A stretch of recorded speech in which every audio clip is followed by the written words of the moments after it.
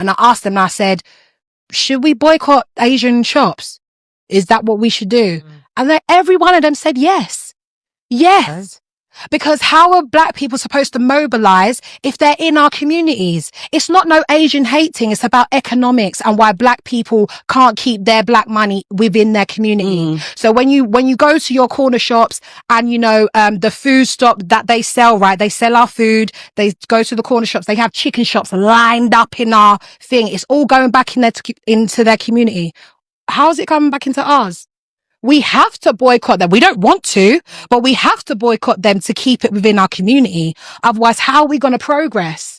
Right? I can't do it on my own. I need black people to help me. And I also said as well, I said, black people, you need to take time with black businesses as well. Yeah. What you need to do, it's not even about boycott the Asian shop. It's like, buy black. That's what your message is. No, buy black. The reason why I disagree with that, sorry to cut you. No, go on. The reason why I disagree with that is because when you say buy black, we still are about convenience until we get out of that mindset to strictly go and buy black. You have to give black people options. If I don't give them options, what they're going to do, they're going to fall back into the cycle. You have to get, and this is what I'm saying. Like when I said boycott the Asian shops, it's because they're literally in every single community. As you say, these people are really, really trying black America. It's like they don't respect you.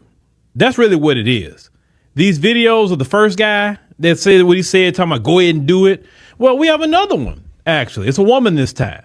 This Asian woman not only is going to tell you to go ahead and boycott their businesses, but she's going to take it a step further than what the first Asian guy had to say to black America. Let's go ahead and roll that. Imagine hating the word so much, but yet you still use it on your own folks. And another thing, if you want to cancel all these business, by all means, go ahead and try to cancel, boycott the hair, walk around with your bald ass head, don't eat the Chinese food, don't do any of that, okay? Because let me tell you, there is not enough black-owned business for y'all trying to cancel everybody, boycott this, and let's not do this. You wouldn't survive.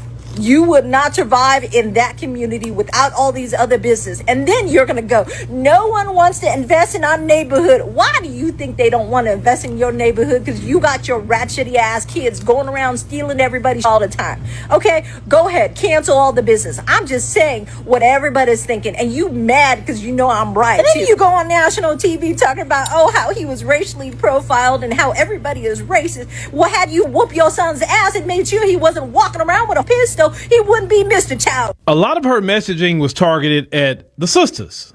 And, I don't know why you feel that black women are bald-headed. Black women aren't bald-headed. Black women grow their hair naturally down their back. What are you talking about? But she's saying that because she has no respect for black women, or definitely black people, because black people go to the restaurants and all the men go to the restaurants, whatever the case may be. Maybe some go to the beauty supply store to get items. But this is a message of disrespect. And that's what we are seeing with this situation. Because they truly had respect for black America, they would not be acting arrogant. They wouldn't be telling you, go ahead and do it. Because listen to what she said. She said that we as black Americans need their businesses. We cannot survive. I mean, y'all, listen to the craziness. This woman says, we cannot survive without businesses from her community. That is the most arrogant, asinine, and just straight dumb thing I ever heard in my life. So all these hundreds and hundreds of years we've been in this country, we talking about even after slavery. Where you think we were living? Where you think we were shopping? With you couldn't even come to this country. They had the Chinese Exclusion Act. They wouldn't let Asians come to this country at all like that. So how did we survive all these years without you? Y'all, some of you other groups think that we as black Americans need you here. We don't need you here in America. Welcome everyone to the Voice of the Voiceless, the channel where we speak for the people many people refuse to hear, where we talk about the stories they try to hide, and where we bring updates about black communities and how black people are being treated in society. If this is your first time here, you're welcome. And if you have not subscribed yet, please subscribe now, because on this channel, we're going to keep bringing you serious updates about the black community, the way black people are treated, the way black money is used, and the way black people are now learning to stand together. You will not want to miss what's coming, because today's topic is very important. Today, we're talking about the boycott of some Asian-owned businesses, the black beauty industry, the power of the black dollar, and why many black people are saying enough is enough. So, let me ask you this question at the beginning. If a business makes money from black people every day, but those same black people feel disrespected, watched, followed, and treated like suspects, should the community continue to spend money there? I want you to answer that in the comment section, because this is the heart of the whole matter. The conversation started getting hotter when some people online began mocking the boycott. They said black people should go ahead and boycott Asian businesses. They said black people should stop buying hair, stop eating Chinese food, stop using certain services, and see how far they can go. Some even acted as if black people cannot survive without these businesses. But instead of making black people afraid, that kind of statement made many people more serious. It sounded like a challenge. It sounded like disrespect. It sounded like someone saying, you need disrespect. It sounded like someone saying, you need us, but we do not need you. And that is why many black people responded by saying, okay, let us see. Then the conversation moved from anger into action. People started showing long lines at black-owned beauty supply stores. People started naming black-owned hair companies. People started talking about black nail tags, black shops, black restaurants, black clothing brands, black skincare brands, and black service providers. What started as a reaction began to look like a movement. And the biggest message from that movement is simple. If you cannot respect black people, you should not expect black dollars. This is not just about one store. This is not just about one business owner. This is not even just about one viral video. Many black people are saying this pain has been building for years. They are saying they have walked into stores in their own neighborhoods and felt like thieves before they even touched anything. They are saying they have gone to beauty supply stores where black women are the main customers, yet black women are not always respected. They are saying they have gone into nail salons and felt rushed, mocked, or talked about. They are saying they have spent money in places where the owners do not show love back to the community. So now the question is no longer just, should we boycott? The question is, where should our money go instead? Because a boycott without direction can become noise, but a boycott with a plan can become power. A boycott that only says, stop buying, can fade after a few weeks. But a boycott that says, buy from your own, build your own, and support your own can change a whole community.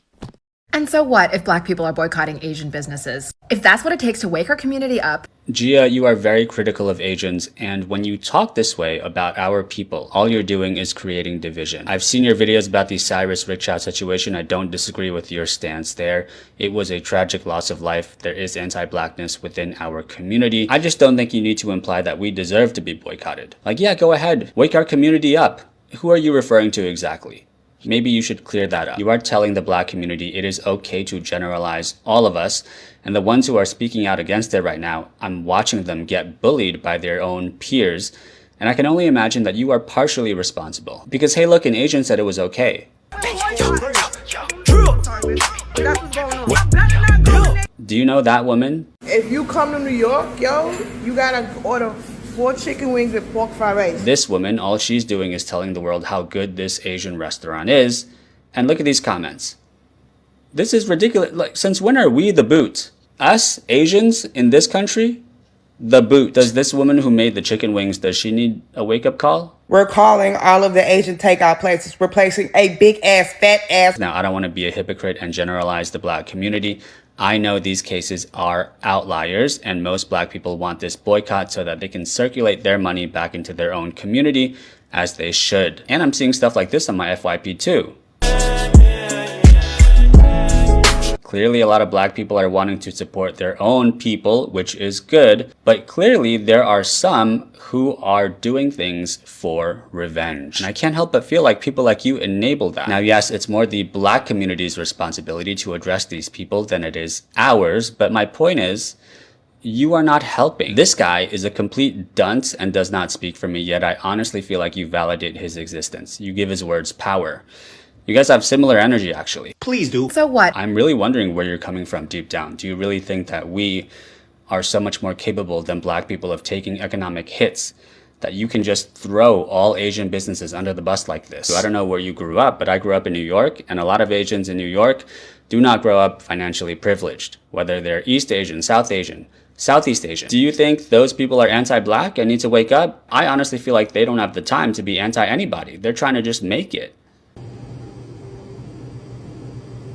I saw a video on TikTok. Oh, I think you're the first one to come up and say that. The Black and Asian communities, we are running through a lot of the same hurdles. But the way you talk about us, honestly, it sounds like you have the Asian version of white guilt. And I hate to use that term, but we gotta call it something. And I'll be honest, that video of yours about Jeffrey's Island and how they viewed Asians as more desirable than blacks, the one that you deleted without addressing any of the black creators that called you out, I don't know. I don't know what's going on with you. I have a lot of respect for you and other Asian creators on this app. I think we all have a place here, more or less. But this time I cannot sit idly by while you get on here and minimize our life experiences and our people. Anti-blackness does exist within our community. It's good that you call it out.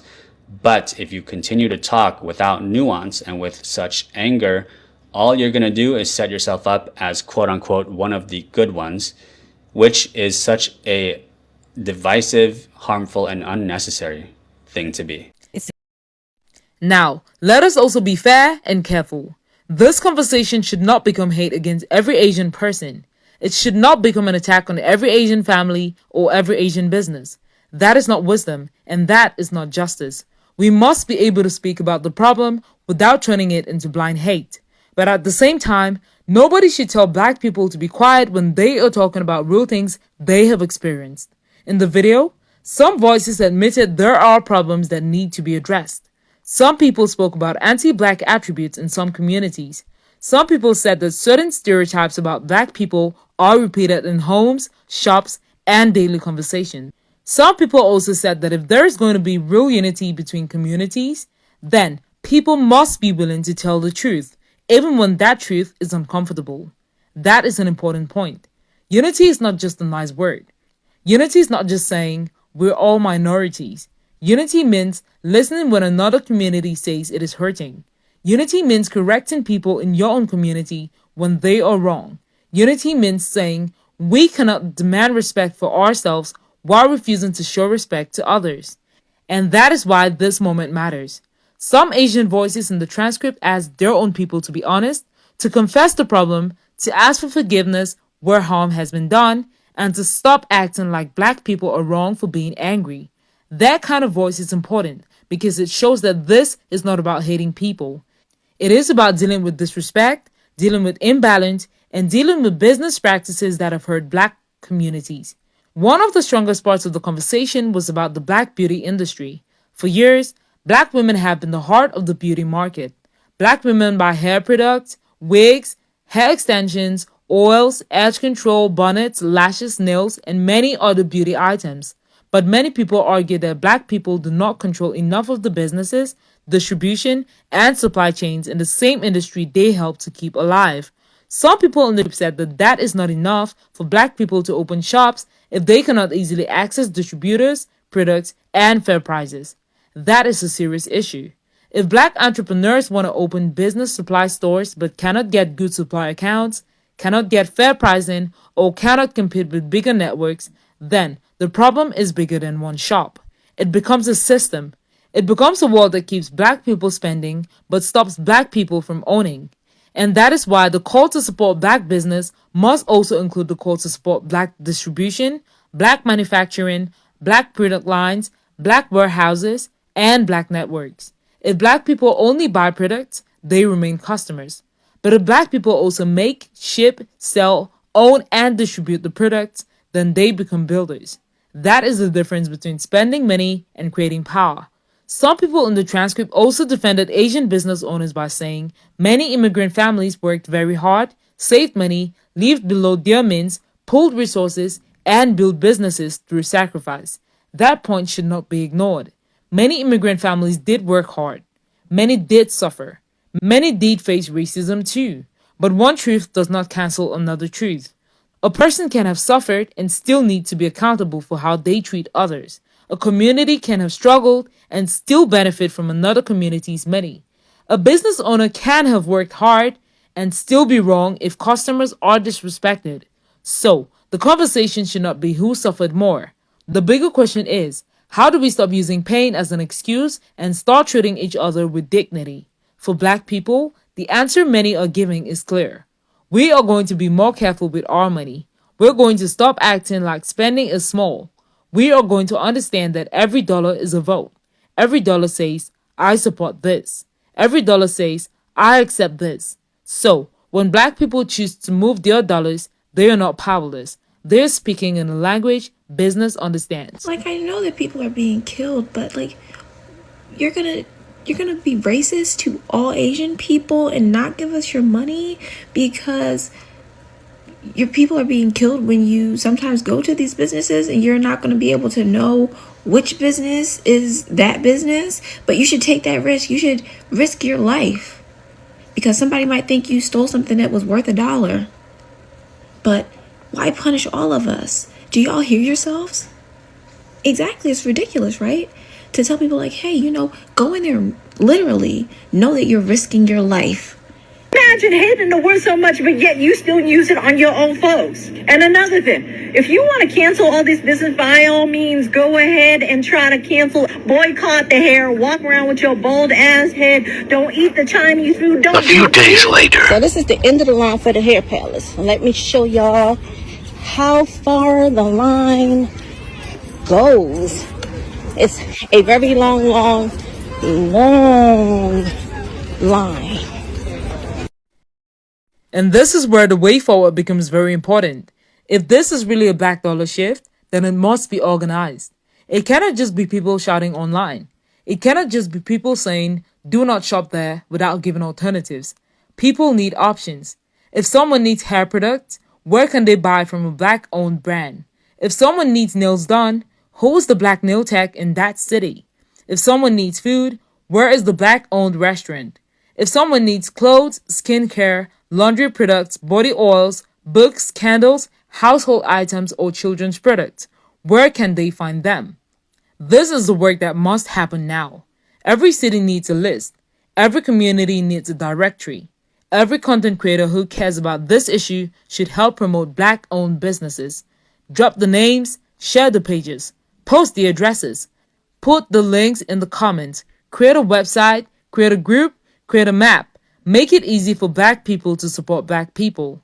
Because one reason people keep going back to places where they are not respected is convenience. The shop is near, the product is ready, the appointment is easy, the price is known. So black business owners must also step up. If the community is coming, be ready. Have a good customer service. Answer your messages. Keep your business page clear. Put your prices where people can see them. Make booking simple. Deliver what you promised. Treat the people well. Do not make it hard for people to support you. Supporting black business does not mean accepting bad service. It means building strong service, strong trust, and strong relationships inside the community. And to viewers watching this, do not let this become a 2-week trend. Do not wait until tragedy happens before you remember black businesses. Support them on normal days too. Buy from them when there is no viral hashtag. Share them when there is no outrage. Recommend them when nobody is watching. That is how money starts to stay inside the community. That is how people build jobs. That is how young people see examples. That is how children learn that they can be owners, not just buyers. That is how mothers, fathers, sisters, brothers, and young creators can build something that lasts. At the same time, let the message remain clean. Do not attack anyone. Do not threaten anyone. Do not destroy businesses. Do not turn pain into chaos. The strongest message is discipline. The strongest message is unity. The strongest message is taking your money and placing it where you are respected. When a community moves together, businesses notice. When customers leave together, owners ask questions. When money shifts, power shifts. So today, the message is simple. Black people do not have to hate anybody to love themselves. Black people do not have to destroy anybody to build themselves. Black people do not have to beg for respect in places where their money keeps the lights on. If a business respects the community, let the community decide. If a business disrespects the community, let the community decide.